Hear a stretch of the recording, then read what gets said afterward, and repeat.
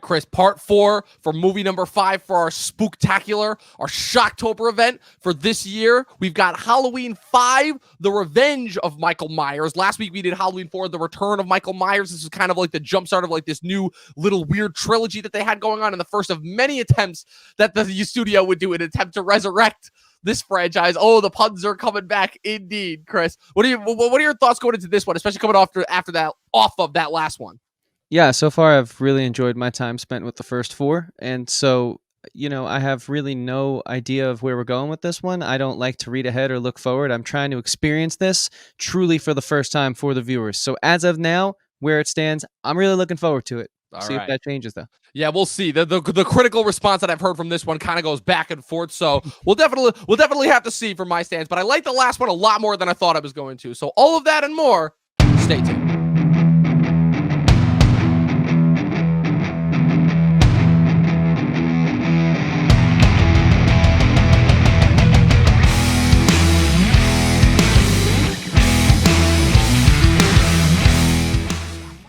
Same guy as last one, right? Producer again. He just stands there and takes I love how, exactly. I love how he always just stands there. He's always got these vehicles charging at him like head on, and then he just stands there. You don't care. He does the wiggle. He's like, "Oh yeah, y'all think I'm dead? God damn!" No bro, way. They're literally just trolling us at this point. No, you see what I mean? Way. Poor Haddonfield. Always getting ravaged. Because what? She killed her mom, right? It wasn't her mom. It was her. Her parents are already dead. Afraid the whole thing might start to happen again. Which it will, because it always does. He's like, I am not taking my eye off her for a second. What is with those sound effects? Yeah, right? Because that was crazy. That was crazy. That Damn, that got me. What the hell? Right? Damn, that got me. What the hell was that?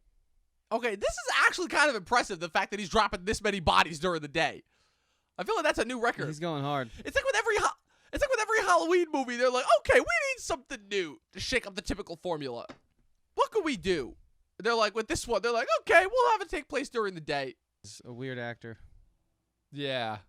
Okay, now he's just being a dick. I actually think that's now awesome. He's just seriously, like I never understood. How is it the girls do this act for like 20 minutes before they realize that it's not the guy? Yeah. What? This is crazy. This movie is so overtly sexual, it's not even funny. What is with the amount of people pulling off fucking Halloween pranks impersonating Michael Myers? The way he's about to die is going to be... They're going through just like every meticulous instance of it. What do these two little kids think that they're going to do against Michael Myers? Okay, if he survives this, I'm going to be like, okay. Yeah, we'll find out. Tune in next time to see who the mysterious man with the silver-toed shoes are. That could not have been more of a tune-in next time if it tried. So that was Halloween 5, The Revenge of Michael Myers. And revenge indeed.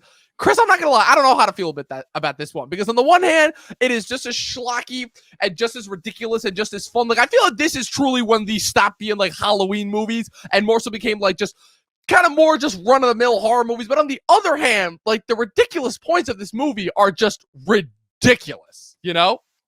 Yeah, I couldn't agree more with all of that. I think that this movie had a lot going for it, but also simultaneously, I think it just kind of failed to deliver on some of the cool and promising new ideas that were introduced, if I'm being honest. Yeah, it kind of did. Like, every single chance, I felt like that this had to, like, really do something different and interesting, and just, like, nope, went for the schlock rat. And don't get me wrong, I love schlock. But, like, when, like, at the end, when it's like, oh, Loomis is now attempting to, like, get to, like, the core of, like, the rage within Michael and how this little girl is the connection, and now it's trying to build to this inevitable next installment where I'm like, okay, when are they going to officially say that Michael is this way because of witchcraft? Because that clearly feels like that's what they're building up to. But this is, I feel like, the movie that solidified, okay, these are not just, like, parts of the story. These are just tropes, you know, like the formula has been set. The types are set in place, and so now, like, there are literally points where this just feels like, okay, we don't really have anything here. We're just sending the characters off, and we're just gonna have them, you know, act like typical horror movie characters. You know, like I know that I'm usually really hard on these types of movies, but like this was particularly egregious to me.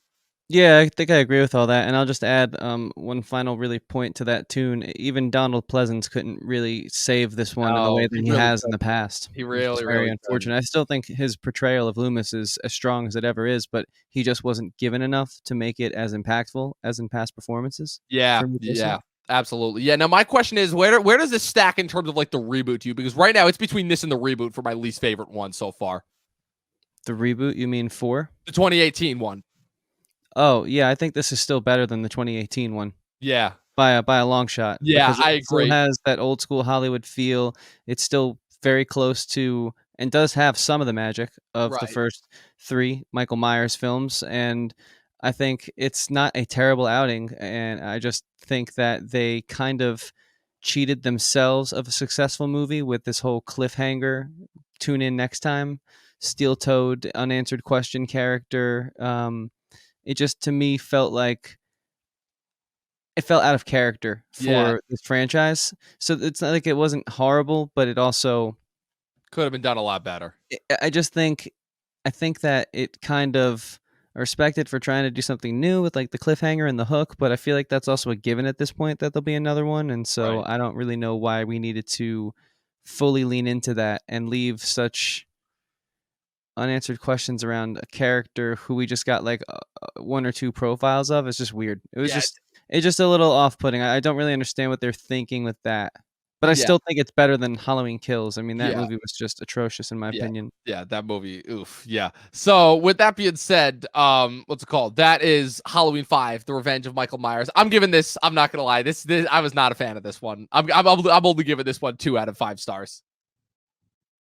Hey man, I'm right there with you. It's the same exact score. I'm gonna give it 2 out of 5 stars. It had some really cool scares. Again, it still has that like old school Hollywood charm, which I'm a very big sucker for, and of course Donald Pleasance being in there is a thread to the magic of the first few. But like I said, it just wasn't really enough to put this as high up on the list as others. And right now, out of the 5 that we've watched for this series, it is certainly my lowest ranked one. But Yeah, we'll this see is what time tells. Yeah, this is pretty low rank. So with that being said, people, that is our first time watch for Halloween 5, The Revenge of Michael Myers. We'll be back next week with the conclusion of this specific trilogy within the Halloween franchise. Halloween 6, The Curse of Michael Myers. And then we've got 4 more after that. Oh boy, we really are just getting started here with the slasher train all the way down to Halloween Kills when that comes out, people. Chris, where can the good people find you? Oh, the same usual places.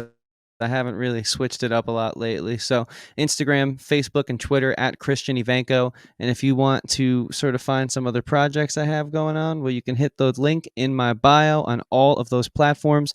That'll take you to my music, which is on Spotify, Apple Music, YouTube Music, Google Music. They really need to come up with better naming conventions, but you guys get the point.